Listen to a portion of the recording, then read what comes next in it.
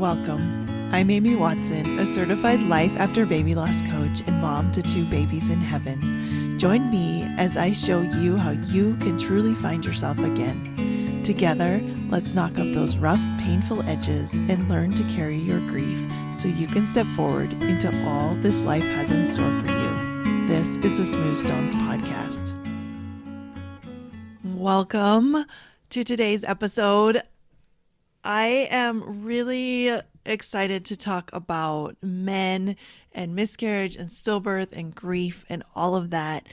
First, I got to tell you really quickly, I have opened up for enrollment my Peace in My Pocket program. And what this is it is voice and text messaging support that works around your schedule this summer.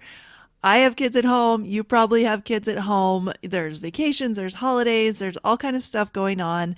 And I wanted to make something that would be really, really flexible.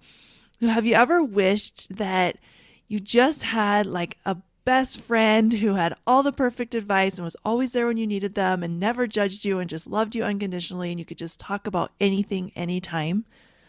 That's what this program is for you. What you're going to do is get a free app. It has voice and text messaging. It's kind of like a walkie-talkie. And anytime you need advice or you're struggling or you just want to talk something through, I will be there. We will meet once on Zoom and just get to know each other and get everything set up. And then you have the whole summer to just reach out when you need me. And I will reach out too and check on you because I know sometimes it's hard to reach out, but this is a special opportunity. You don't need to feel awkward reaching out. It's for you. So I only have 10 spots open for this. It's going to be so good. And it is only $97, you guys. I want this to be really simple, really easy, and really fun. Even though we talk about grief, we're going to have fun together, just chatting back and forth. So go to smoothstonescoaching.com/peace. You will find all the information and you can sign up right there and get started. Let's talk about men. Now, the first thing I have to say is I try to be really inclusive on this podcast, really have it be open to everyone. So when I say men, when I say husband, I understand that people identify differently. People have different types of relationships. There's a lot of stereotypes, right, about men or masculine people. I want you to feel included. If you don't have a man in your life, I still want you to listen and learn the concepts because I think they will be helpful no matter where you are and what kind of relationships you're in. So these could apply to other men in your life, fathers, brothers, anyone that you're dealing with that is in a stereotypical male fashion of grieving. So let's get started. I hope that made sense. I just want everyone to feel welcome. But since I'm talking about men this week, I am going to say man, I am going to say husband, I am going to say partner. Please just fill in the blank for yourself. Let's talk about those stereotypes. What do we think about men? They are fixers. A lot of times, if you come to them with a problem, they're going to try to fix it. And a lot of people don't like that. They can be unemotional, like they do not express very many emotions, or a lot of times their emotion is anger. They tend to get angry easier or quicker. Another stereotype is they move on faster than we do in grief, that they don't think about the baby as much, right? They don't show outwardly that they're sad or that they're grieving. A lot of times they have to go back to work or they're just busy. They want to stay busy. And it seems like they're not really grieving, that they're just fine and it's not a big deal for them. I think especially if you had an earlier loss, a lot of times it can feel like maybe he didn't even care, like he wasn't even really connected to this baby the way you were. So I heard one time, I think I read it in an article on Still Standing magazine, which I think that still exists, but it was a great resource when I first lost Lauren. But it talked about how men put their grief in a box on a shelf. So they have the grief, it's there, but a lot of times what they want to do is put it in a box and put it on a shelf. And they only want to look at it when they look at it. right? So they're not like us. I would say that, again, stereotypically women would have their grief like a blanket, like they're wrapped in it all the time. It's affecting everything around them. It's a constant, but men like to put it in a box on a shelf. And I was kind of asking about this subject, like what are people struggling with in their relationships, the men in their life, and the grief. And if you don't follow me on Instagram, I'm at amy.smoothstonescoaching. You got to go follow me because we have tons of conversations over there. Lots of good stuff. But someone responded to me, and I thank her so much, and said that kind of in the busyness of life, after their baby had died, it seemed like he didn't care. And what she really needed was for him to grieve beside her. And this is really common. I was actually just coaching a client on this the other day. But as we do here, I want you to notice how this kind of thought affects you. So, how do you feel when you think, I really need him to grieve beside me? How do you show up in your relationship? And what is your result? What I see most often is this desire for him to be exactly where you are so that you can be on the same page and feel like you're connected is actually very disconnecting, because you are giving all your power to him, all the power over your emotions, over your grieving process, all of it. And you are putting all these expectations on him. And you are only allowing yourself to believe you are grieving beside each other if it looks the way you picture it in your head. So I want you to open up your mind and open up your heart. You have to question these things or you will stay stuck and continue trying to change him, feeling more and more disconnected and miserable. And I think that this is the reason some relationships don't make it, is because we have this vision of how it's supposed to be, how we're supposed to be connected in our grief. And when he's not doing that, and the more you try to make him do that, the more you just push each other apart, and it can be really, really hard. So anyone listening who has had that happen, I want you to know that I'm thinking about you for sure. I wanted to read this poem, and it is by Eileen Knight Hagemeister. It says, "It must be very difficult to be a man in grief. Since men don't cry and men are strong, no tears can bring relief. It must be very difficult to stand up to the test and field calls and visitors so she can get some rest. They always ask if she's all right and what she's going through, but seldom take his hand and ask, 'My friend, but how are you?' He hears her crying in the night and thinks his heart will break. He dries her tears and comforts her, but stays strong for her sake. It must be very difficult to start each day anew and try to be so very brave. He lost his baby too." That one always, I feel like I cry every time I read that.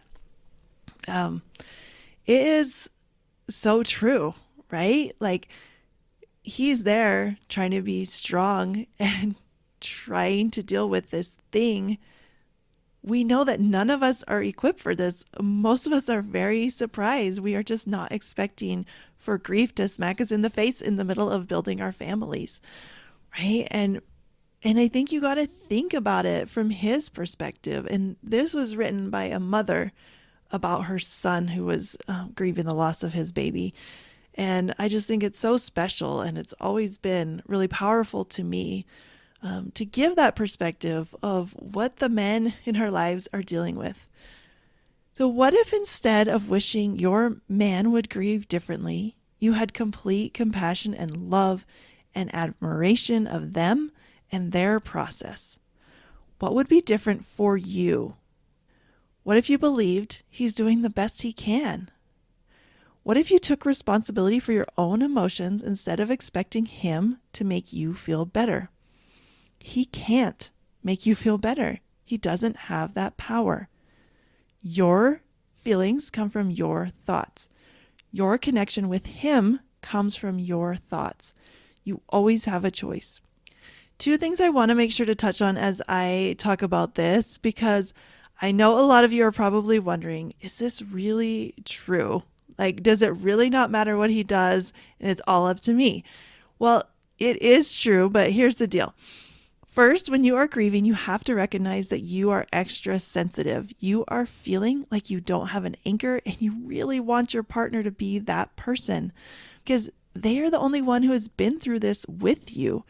So it seems obvious that they should be the one to help you with your grief. And when it seems like they aren't being that person, it feels really like a betrayal. You have to recognize that you are thinking differently in grief brain. It's like when you're feeling that time of the month where the way he breathes is just about to send you straight out the door and over the next hill, never to return. If you pay attention to your cycle, you're going to start recognizing that. And when it comes up, you can see it for what it is. It's your brain on hormones.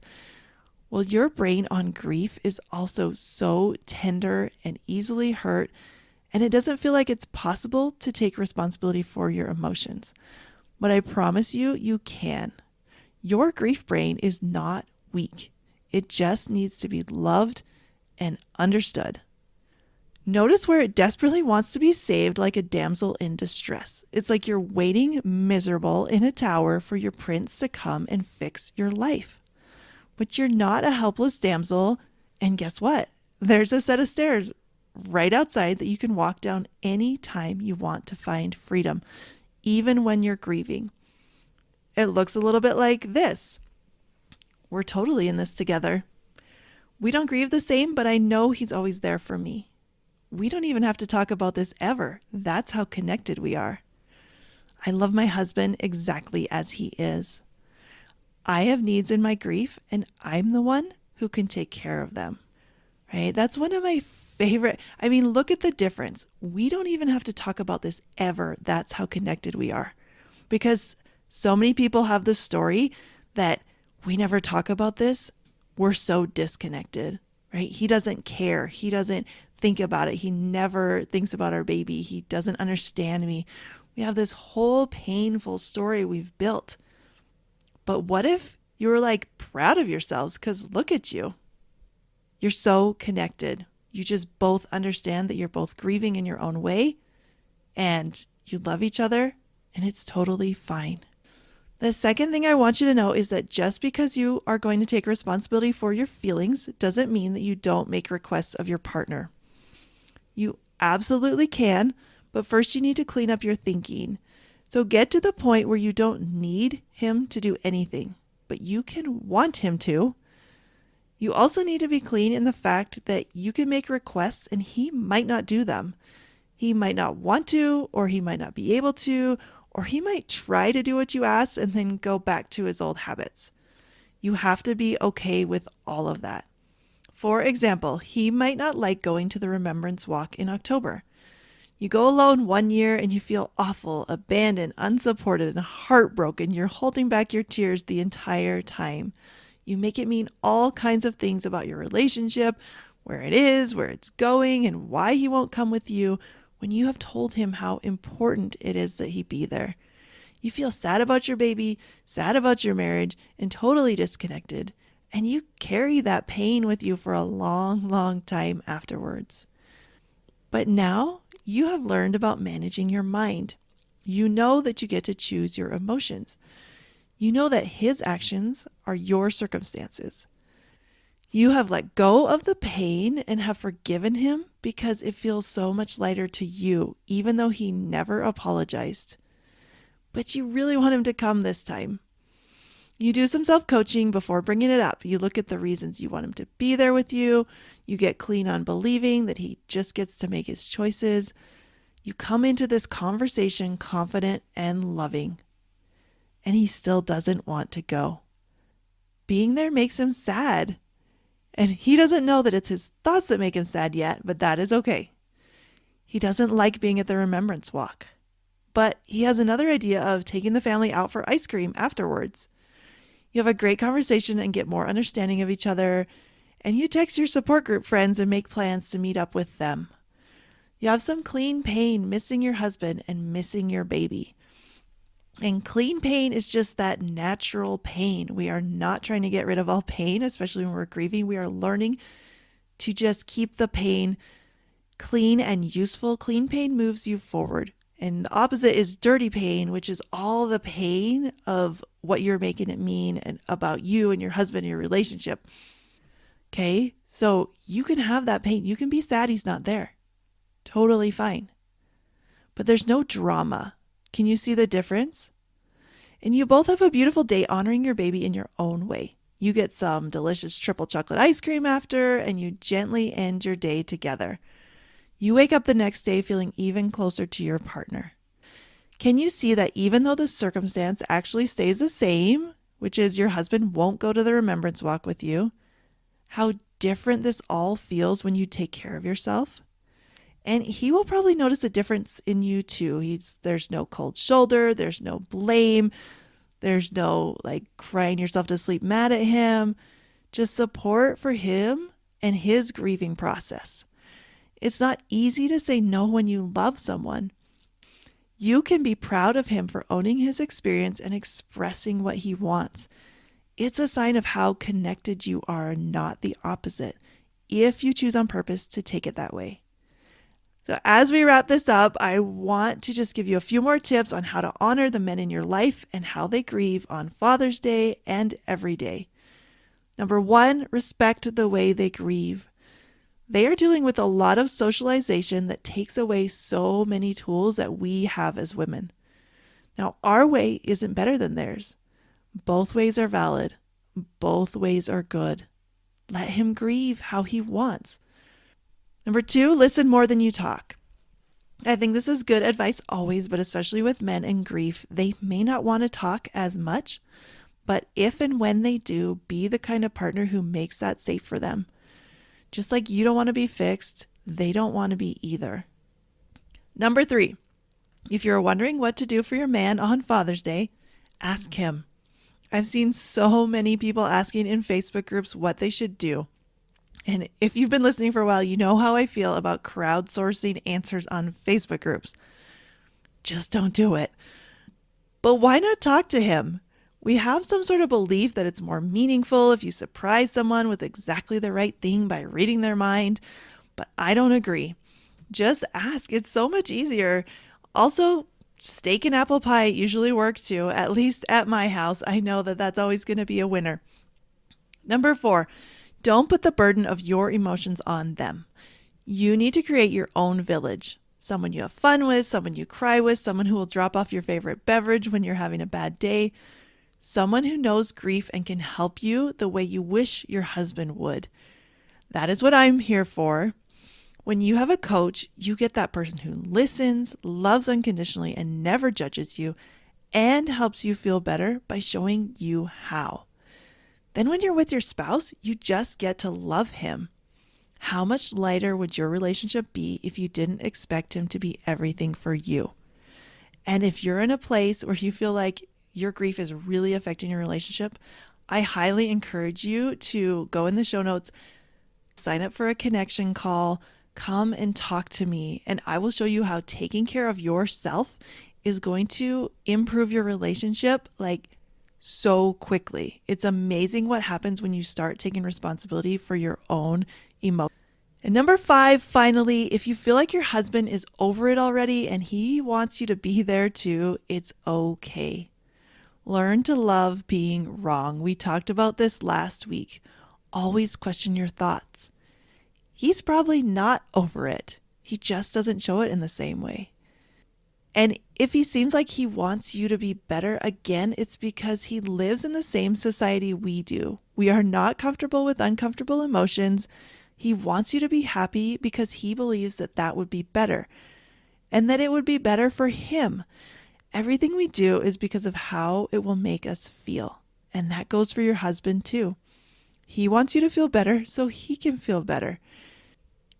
A lot of us, we don't even realize that's why we're doing it, but that is why we do anything, is because how we think it will make us feel. So you can show him that you are handling your grief just fine when you take back control, get the right kind of support, and are confident. Even in the messiness of it all, even if you feel lost, know that you're going to live your life. It's all going the way it's supposed to be. Have radical empathy for the men in your life. Believe they're doing the best they can, even on the bad days, and especially on the bad days. And remember that you both will evolve. For me, I love when partners of any kind get to support each other and take turns being more emotional or less, more able to get things done or more needing to stay in bed all day, more talkative or less talkative. It's all part of learning to live with another human, and it is a beautiful thing. So let it be beautiful. Let it be how it's supposed to be, and stop telling yourself the story that everything is going wrong. Now, I know there are some of you listening who don't have a partner or who feel like grief broke you apart. To you, I send so much love. Again, I'm so sorry. I promise you that if you do the work to really take care of yourself and you find peace around what's happened in your life, you can find love again. It might be with you, with someone else, or for your ex. But love is the most beautiful emotion, and it's one worth working towards. It's okay to let go of that pain you've been carrying. Your partner is grieving beside you, always. Choose to believe it. Make requests when you need to. Take care of you. Listen more than you speak, even when he doesn't talk much. Allow this to be an experience that bonds you. As much as grief can be difficult on a marriage, and there's a lot of messaging out there that will tell you that, you don't have to believe it. Grief can also be like a welding together if you let it. And if that isn't the case for you, know that you always have options to repair or let the relationship go, but do your work first. I have to tell you, I love men. I respect men. I'm so grateful for the men in my life, and none of them are perfect, and I am not perfect. But when we can just love each other in all of our differences and our similarities and our imperfectness and in our strengths, life is just so much better. I'm sending love to all the incredible fathers out there, and love to you. I hope you have a really special day this weekend, and I hope you'll come and talk to me. If this episode has really touched you, please take a second and leave a review. It means so much to me, and it really helps people find the podcast. I'll see you next time. Are you tired of feeling like your baby's death was somehow your fault? Go to smoothstonescoaching.com and get my free mini course, How to Stop Blaming Yourself After Loss.